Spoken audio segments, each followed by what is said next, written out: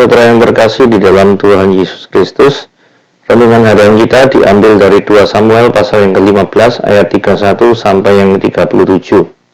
Judul renungan kita pada hari ini adalah Ahitofel. Ahitofel adalah penasihat Daud yang bijaksana. Dia berasal dari Gilo, salah satu kota Yehuda, di dalam 2 Samuel 15 ayat 12. Daud menilai bahwa setiap nasihat Ahitofel sama dengan petunjuk yang dimintanya dari Allah. Tak heran ketika Daud mendengar bahwa Ahitofel telah membelot dan menjadi penasihat Absalom untuk menggulingkan kerajaannya, Daud sangat gentar. Ahitofel ini yang menasihatkan Absalom tidur dengan kundi-kundi Daud yang ditinggalkan di Yerusalem, agar para pengikutnya makin teguh hatinya. Ahitofel juga yang meminta 12.000 pasukan untuk mengejar dan membunuh Daud. Namun akhirnya digagalkan oleh Husai, sahabat Daud. Apa yang membuat Ahitofel mengkhianati Daud dan sangat ingin membunuhnya? Barangkali karena Ahitofel memendam kemarahan dan kepahitan kepada Daud yang telah ia layani dengan setia bertahun-tahun. Ahitofel adalah kakek dari Batsheba yang berzina dengan Daud, yang suaminya Uria dibunuh dengan siasat keji. Padahal ia dan putranya Eliam, ayah Batsheba, juga melayani Daud dengan setia. Eliam dan Uria sendiri dicatat dalam daftar para pahlawan Daud di dalam 2 Samuel pasal yang ke-11 ayat yang ketiga, pasal yang 23 ayat 34 dan 39. Ahitofel adalah salah satu korban dari perzinahan Daud dengan Batsheba. Hatinya dipenuhi dengan kepahitan, dendam, dan amarah. Ketika kesempatan terakhir untuk membunuh Daud sudah gagal, ia pun bunuh diri. Kisah kelam ini hendaklah membuat kita berpikir ulang sebelum melakukan dosa, agar tidak menghancurkan diri sendiri serta orang lain. Setiap tindakan kita juga berdampak pada orang lain, karenanya kita harus bertindak dengan lebih hati-hati. Ya, mari kita membaca renungan kita pada hari ini di dalam 2 Samuel pasal yang ke-15 ayat yang ke-31 sampai yang ke-37 gitu ya. Ketika kepada Daud dikabarkan demikian, Ahitofel ada di antara orang-orang yang bersepakat dengan Absalom. Maka berkatalah Daud, gagalkanlah kiranya nasihat Ahitofel itu ya Tuhan. Ketika Daud sampai ke puncak tempat orang sujud menyembah kepada Allah, maka datanglah Husai, orang Arki, mendapatkan dia dengan jubah yang terkoyak dengan tanah di atas kepala. Berkatalah Daud kepadanya, jika engkau turut dengan aku, maka engkau menjadi beban kepadaku nanti. Tapi jika engkau kembali ke kota dan berkata kepada Absalom, aku ini hambamu ya Raja, sejak dahulu aku hamba ayahmu, tetapi sekarang aku menjadi hambamu. Dengan demikian, engkau dapat membatalkan nasihat Ahitofel demi aku. Bukankah Sadok dan Abiatar imam-imam itu bersama-sama dengan engkau di sana? Jadi segala yang kau dengar daripada istana raja, haruslah kau beritahukan kepada Sadok dan Abiatar imam-imam itu. Ingatlah, di sana bersama-sama dengan mereka ada kedua anak mereka, Ahimas anak Sadok dan Yonatan anak Abiatar. Dengan perantaraan mereka, haruslah kau kirimkan kepadaku segala hal yang kamu dengar. Dan tibalah Husai sahabat Daud itu di Yerusalem, tepat pada waktu Absalom masuk ke kota itu. Ya, jadi hari ini kita pun belajar ya. Sebenarnya siapa sih Ahitofel itu ya? Kalau kita search di dalam Alkitab, itu ada 17 ayat yang menyatakan tentang atau mengandung nama Ahitofel. Nah, kita nggak mungkin baca semuanya, tetapi saya ambil beberapa yang penting saja. Seperti di 2 Samuel pasal yang 11 ayat 3 dikatakan gini. Lalu Daud menyuruh orang bertanya kepada perempuan itu, dan orang berkata, itu adalah Batsheba binti Eliam, istri Uria, orang Het itu. Nah, kemudian kata Ahitofel masih belum muncul ya. Di dalam 2 Samuel pasal yang 23 ayat 34 dikatakan, Elifelet anak Ahasbai, orang Maaka, Eliam, ini muncul dua Eliam ya, Eliam ini dan Eliam ini. Anak Ahitofel, orang Gilo. Jadi Batsheba istri daripada Daud itu punya papa namanya Eliam. Eliam itu punya papa namanya Ahitofel. Jadi Batsyeba ini cucunya daripada Ahitofel. Begitu ya. Jadi dia kakek dari Batsyeba. Di dalam 1 Tawari 27 ayat 33 dikatakan begini. Ahitofel adalah penasehat raja. Dan kemudian dikatakan Husai orang Arki, ya baca ya. Husai orang Arki, ini ya. Husai orang Arki. Nah, ini dikatakan di sini adalah sahabat raja. Jadi di sini memang ada perbedaan antara Ahitofel dan Husai. Kelihatannya Husai ini memiliki hubungan yang lebih dekat kepada Daud dibandingkan dengan Ahitofel. Begitu ya. Nah kemudian kita lihat di dalam 2 Samuel pasal yang ke-16 ayat 23, kita lihat kepiawaian seorang Ahitofel. Pada waktu itu nasihat yang diberikan Ahitofel adalah sama dengan petunjuk yang dimintakan daripada Allah. Jadi Ahitofel ini adalah seorang yang pandai sekali. Sehingga setiap nasihat-nasihat daripada Ahitofel ini cocok dengan petunjuk-petunjuk daripada Allah. Ya, jadi orang ini kalau mungkin juga liang gitu ya, kalau dalam Three Kingdoms itu ya, mungkin ya, penasehat yang sangat cerdik. Nah, kita lihat di dalam 2 Samuel 17 ayat 1. Nah, ceritanya bermula demikian ya. Ahitofel berkata sama Absalom. Jadi ceritanya Ahitofel ini membelot. Jadi asalnya itu dia menjadi penasehat Daud, seperti yang kita baca di ayat yang barusan ini ya. Nah, 2 Samuel 16 ayat 23 dikatakan, Ahitofel adalah penasehat Daud, piawai dalam menasehati. Nah, kemudian Ahitofel ini membelot kepada Absalom. By the way, Absalom adalah anak Daud. Ketika anak Daud ini ingin menguasai kerajaan, maka dia ngusir papanya ya. Ngusir Daud, ya. Dan nanti ingin bunuh. Kita lihat ya, izinkanlah aku memilih 12.000 orang, maka aku akan bersiap dan mengejar Daud pada malam ini juga. Rasanya Ahitofel ini dendam kesumat sama Daud ya. Jadi kelihatannya mungkin ada kekecewaan yang begitu besar dari seorang Ahitofel yang sudah melayani sang raja, tetapi kok malah sang raja ini merusak daripada kehidupan cucunya. Enak-enak menikah sama Uria, tetapi kok tiba-tiba raja menginginkannya dan terjadilah tragedi yang membuat Uria itu meninggal dunia.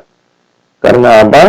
Karena Daud itu merencanakan Uria itu pulang supaya bersetubuh dengan Batsyeba. Supaya kesalahan daripada Daud ini tertutupi. Daud ingin membuat perfect crime. Padahal Daud terlebih dahulu berzina dengan Batsyeba. Maka yang terjadi adalah Daud ingin kesalahannya ditutupi oleh Uria. Cuma Uria ini berkata, masakan teman-temanku berperang, aku berhubungan dengan istriku.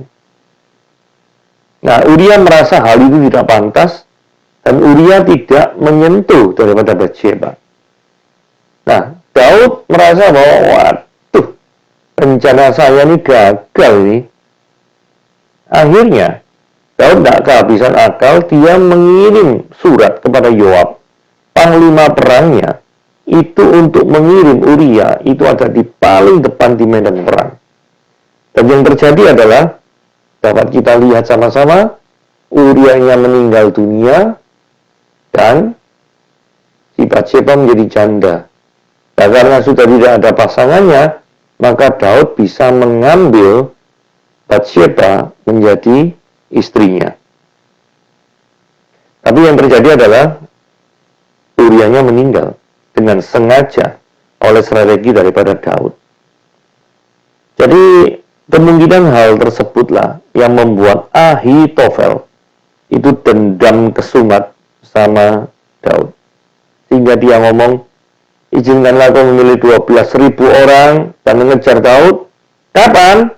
Malam ini juga. Luar biasa. Nah, kelihatannya nasihat ini dibatalkan oleh orang yang namanya Husai. Saudara, kalau kita baca tadi ya,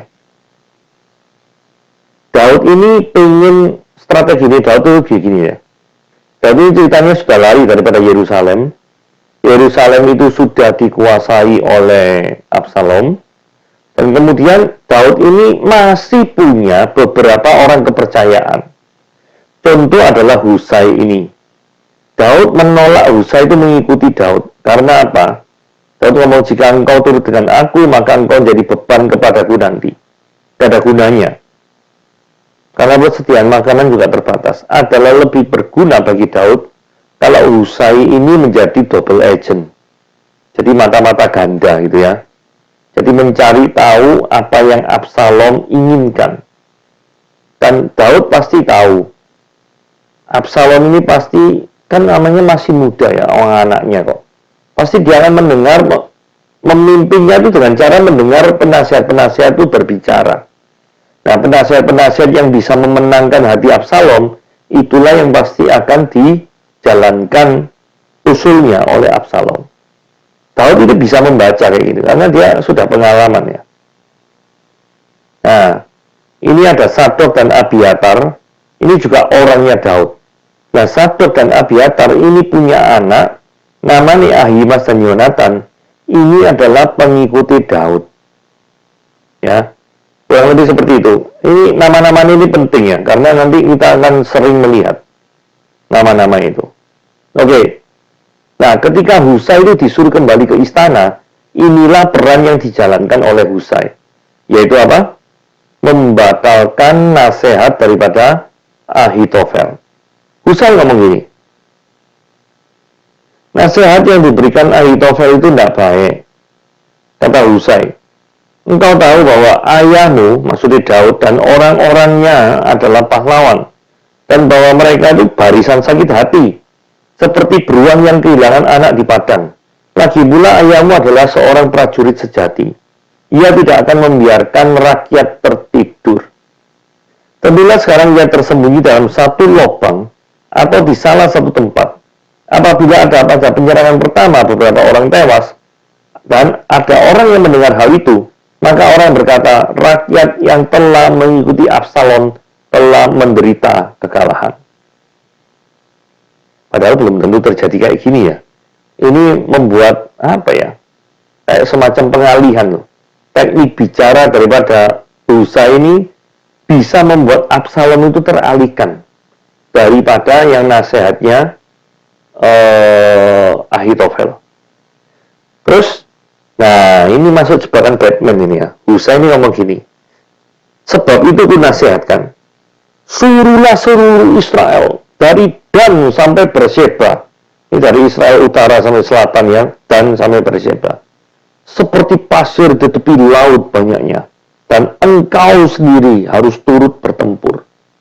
Apabila kita mendatangi dia, Daud maksudnya di salah satu tempat, di mana dia terdapat, maka kita akan menyergapnya seperti embun jatuh ke bumi sehingga tidak ada yang lolos, baik dia maupun orang-orang yang menyertainya. Jadi, maksud daripada tujuan Husai itu adalah memancing Absalom ini keluar dari kandangnya. Kalau seorang raja itu keluar dari kandangnya, dan apabila ada perang nanti raja itu kalah, maka para pengikutnya pasti kocar-kacir.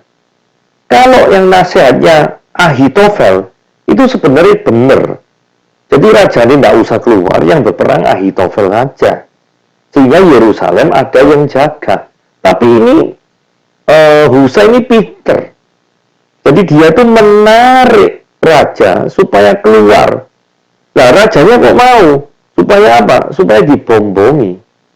Kalau misalkan rajanya ini menang bertempur melawan Daud, maka yang mendapat nama bukan Husai, bukan Ahitofel, tapi raja sendiri.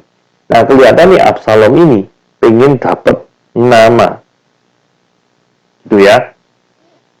Nah kemudian Ketika mendengar bahwa Ahitofel itu nasihatnya nggak dipedulikan, karena Absalom itu lebih senang nasihatnya Husai, maka Ahitofel ini frustrasi. Berangkatlah dia ke rumahnya, mengatur urusan rumah tangga, atau mungkin nulis warisan atau apa ya. Kemudian menggantungkan diri. Demikianlah ia, Ahitofel, mati, lalu dikuburkan dalam kuburan ayahnya. Jadi hanya karena tidak didengar nasihatnya, langsung bunuh diri. Wah, ini agak ekstrim juga ya. Mungkin Ahitofel ini berpikir bahwa dia sudah mengikut Daud, sudah mengikut Absalom, kok sekarang dia tidak punya harga diri. Karena biasanya perkataannya itu kan seperti Tuhan digambarkan kayak tadi ya. Selalu dituruti dan selalu cocok dengan apa maunya Tuhan. Tapi kali ini pendapatnya itu dijegal oleh namanya Husai. Gitu ya. Nah, sekarang kita masuk dalam proyek rahasia Daud. Jadi dulu kan nggak ada WhatsApp, nggak ada SMS, nggak ada BBM, nggak ada WA, nggak ada alat media sosial ya. Jadi cara komunikasinya gimana? Nah, cara komunikasinya seperti ini. Sesudah itu berkatalah Husai kepada Sadok dan kepada Abiatar, imam itu. Masih ingat ya, Sadok dan Abiatar ini punya anak yang jadi pengikut Daud. Jadi caranya itu gini. Oh, Husai menyampaikan nasihat, Raja approve, hasil approval daripada perkataan Raja ini disampaikan kepada Sadok. Nah, Sadok ini supaya tidak mencurigakan, maka dia menggunakan perantaraan perempuan untuk menyampaikan pesan ini kepada Yonatan dan Ahimas. Masih ingat ya, Yonatan dan Ahimas itu siapa? Yonatan dan Ahimas itu adalah siapa? Anaknya Sadok dan anaknya Abiatar. Ini loh, Ahimas anak Sadok dan Yonatan Abiatar. Jadi satu keluarga ini penganut Daud, bukan penganut daripada Absalom. Nah, setelah itu, supaya tidak mencurigakan, maka yang terjadi adalah apa? Dia menggunakan perempuan, gitu ya, untuk sebagai juru bicara penyambung lidah. Nah, tapi sebelumnya kita baca dulu ayat 16. Oleh sebab itu, suruhlah dengan segera memberitahukan kepada Daud. Nah, ini isi pesannya ya. Isi pesan yang disampaikan oleh Husai kepada Sadok, dan Sadok menyampaikan kepada perempuan. Perempuan barusan nanti menyampaikan kepada Yonatan dan Ahimas. Tetapi menyeberanglah dengan segera supaya jangan raja dan seluruh rakyat yang bersama-sama dengan dia ditelan habis. Kalau misalkan Daud itu tidak segera menyeberang sungai Yordan, maka yang terjadi adalah Daud bisa dihabisi oleh Absalom. Maka inilah pesan daripada Husai kepada Sadok dan Abiatar. Yonatan dan Ahimas menunggu di En-Rogel, dan setiap kali ada seorang budak perempuan yang datang membawa kabar kepada mereka, mereka pun langsung memberitahukan kepada Raja Daud, sebab mereka, Yonatan dan Ahimas itu tidak boleh masuk kota. Sekali masuk kota, nanti pasti ketangkep. Nah, sebagaimana kayak film agen rahasia ini ya, jalur daripada komunikasi model seperti ini ternyata dicium, dicurigai adalah seorang anak melihat mereka. Mereka itu siapa? Mereka itu adalah Yonatan dan Ahimas ya. Lalu memberitahukan pada Absalom. Maka pergilah keduanya dengan segera, dan sampailah mereka ke rumah seorang di Bahurim yang mempunyai sumur di halamannya. Maka turunlah mereka itu maksudnya Ahimas dan Yonatan ke dalamnya. Jadi ini bersembunyi karena apa? Karena dikejar oleh orang-orangnya Absalom. Nah, yang perempuan ini juga pandai ya. Jadi perempuan itu mengambil kain tudungan, dibentangkan di atas mulut sumur, jadi mulut sumurnya itu ketutup, dan menaburkan butir-butir gandum di atasnya, jadi seolah-olah dia sedang bekerja di atas sumur, sehingga tidak kelihatan apa-apa. Terus begitu orang Absalom ini sampai kepada perempuan itu, di mana Ahimas dan Yonatan? Jawab perempuan itu kepada mereka, mereka telah menyeberangi sungai itu. Padahal belum. Kemudian mereka mencari tapi tidak mendapatkannya, lalu pulanglah mereka ke Yerusalem. Nah, kemudian Daud dan seluruh rakyat bersama-sama dengan dia nyebrang sungai Yordan pada waktu fajar. Jadi tindakan ini dilakukan pada waktu malam hari supaya tidak menimbulkan kemencolokan, gitu ya. Pada waktu fajar tidak ada seorang pun yang ketinggalan yang tidak menyeberangi sungai Yordan. Jadi begini ya, saudara kalau lihat peta itu tadi kan En-Rogel, itu tempatnya Ahimaaz dan Yonatan. Nah ini ada Gilo. Gilo ini adalah tempat asal dari Ahitofel. Kemudian En-Rogel ini dekat dengan Yerusalem. Kenapa kok En-Rogel ini tempat berdiamnya siapa itu namanya? Ahimaaz dan Yonatan?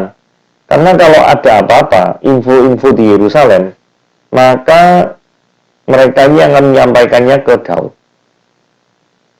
David flees, berarti Daud ini pergi meninggalkan menuju Gilgal, menyeberangi daripada sungai Yordan, kemudian lari lagi menuju ke Mahanaim.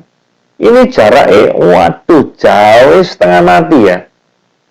Nah, saudara ingat ya, nanti kenapa kok Daud ini mancing sampai ke Mahanaim? Itu ada maksudnya.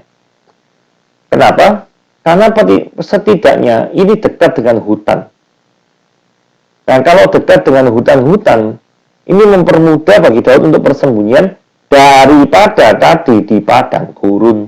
Padang gurun nggak ada tempat persembunyian, langsung mati nanti.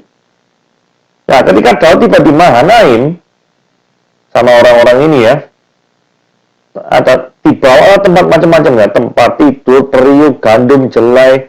Nah, ini menunjukkan apa? Setiap kali ketika Daud menempuh perjalanan ini, dia itu mempertimbangkan kegiatan logistiknya seperti itu. Madu, kambing domba, keju, lembu, dan rakyat bersama-sama dia untuk dimakan. Sebab kata mereka, rakyat ini tentu telah menjadi lapar, lelah, dan haus di padang gurun. Saudara, satu hal yang mungkin tidak dipertimbangkan oleh Absalom adalah dia tidak tahu ketika perjalanan yang begitu melelahkan ini menguras energi. Akibatnya, tentara Israel, pasukan Absalom terpukul kalah oleh orang-orang Daud. Dan pada hari itu terjadilah pertumpahan darah yang dahsyat, 20.000 orang tewas. Kemudian pertempuran meluas dari sana meliputi seluruh daerah itu, dan hutan memakan lebih banyak orang di antara tentara daripada yang dimakan pedang pada hari itu. Ini ada hutannya, Forest of Ephraim, dekat dengan Mahanaim.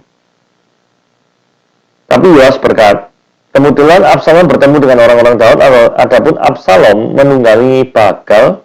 Ketika Bakal itu lewat di bawah jalinan bantahan pohon terbatin yang besar, tersangkutlah kepalanya pada pohon terbantin, sehingga dia bergantung di antara langit dan bumi, sedang Bakal yang dikendarinya lari terus. Jadi artinya, Absalom berhasil dipancing keluar oleh Husai. Dan ketika rajanya ini tertangkap, maka Yoab, panglima perang Daud, langsung ngomong, aku tidak mau buang-buang waktu dengan engkau seperti ini. Absalom maksudnya. Diambilnya 3 lembing dan tangannya ditikam ke dada Absalom, sedang dia masih hidup di tengah-tengah dahan pohon terbatin itu. Jadi sengaja dipateni ya, sengaja dibunuh. Kemudian kejamnya 10 bujang pembawa senjata Yoab mengelilingi Absalom lalu memukul dan membunuh dia. Jadi dari sini kita lihat ya, mengapa Daud bisa lolos daripada Absalom? Karena Daud mempunyai orang kepercayaan yang namanya Husai. Daud juga meninggalkan orang yang namanya Sadok dan Abiatar yang memiliki anak yang jadi pengikut Daud, yang sama Daud ditempatkan di Rogel, sebuah kota yang dekat dengan Yerusalem. Sehingga segala sesuatu yang berasal daripada Yerusalem maka bisa disampaikan melalui daripada Yonatan dan Ahimaaz. Hal yang terpenting kedua adalah mereka menggunakan perantara, yaitu perempuan. Jadi untuk menjaga supaya Imam Sadok dan Imam Abiatar ini tidak dibunuh oleh Absalom, karena memberikan informasi kepada Daud, maka yang terjadi adalah mereka menggunakan perantara.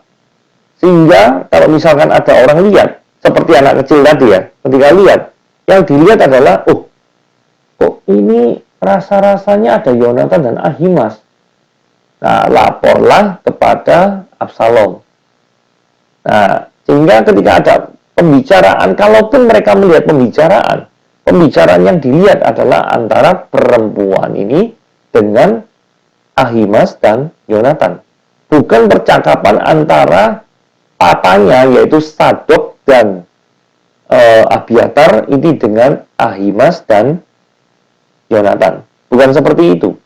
Karena kalau melihat ada conversation-nya tertangkap basah, maka yang terjadi adalah nyawa Abiatar dan Sadok menjadi terancam.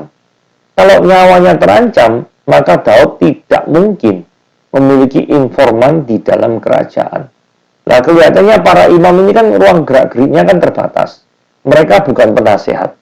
Maka Daud membutuhkan satu orang dalam lagi yang bisa dipercayai untuk menggagalkan yang namanya sugeliangnya Absalom, yaitu Ahitofel. Karena Daud tahu, begitu Ahitofel bisa digagalkan pengaruhnya, maka kekuatan dari Absalom pasti akan berkurang. Karena ketika membaca naskah Alkitab ini, saya melihat Daud ini adalah orang yang sangat-sangat pandai. Saudara, singkat cerita, gunakanlah kepandaianmu untuk kemuliaan Tuhan. Janganlah gunakan kepandaianmu untuk patgulipat yang gak jelas, tapi gunakanlah kepandaianmu main strategi untuk kemuliaan nama Tuhan. Itulah renungan kita pada hari ini. Tuhan Yesus memberkati.